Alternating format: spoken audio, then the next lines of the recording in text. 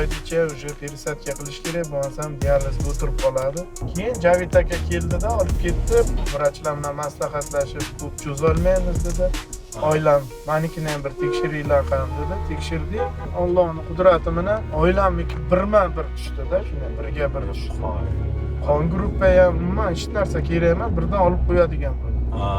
Keyin o'sha yerga hammasini gaplashib, oilam bu yerga ham beradigan bo'ldi, men bu yerga ham operatsiya qildik. Xullas bir kunga 12 soat, 13 soatga kanondan chiqdim.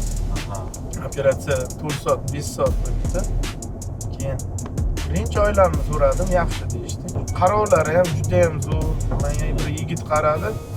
To'g'risi umrimga menga unday hech kim yordam bermagan, xizmat qilmaganman xizmatda. Medstralar ham hali men unday medstralarning xizmat qilganini ko'rmaganman. Hammalar juda ham zo'r qarashdi.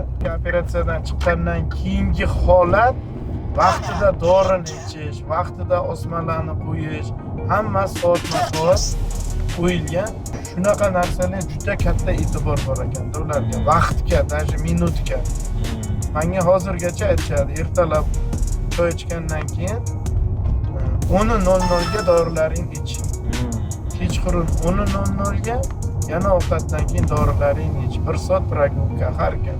Xalqqa nima deyman? Ko'p odam keladi hozir ham hamma rayonlardan telefon qilib men maslahat beraman to'g'ri, lekin shu baribir ham kuchli mutaxassislar uchragan yaxshi. Tajriba Hindiston ham 35 yildan beri shu operatsiyani qilar ekan.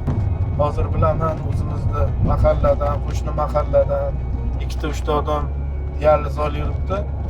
Sharoiti bo'lsa, borib shu Javid akaning doktorlari yoki klinikasiga borib, ular ham lecheniya qilib kelish niyati bor.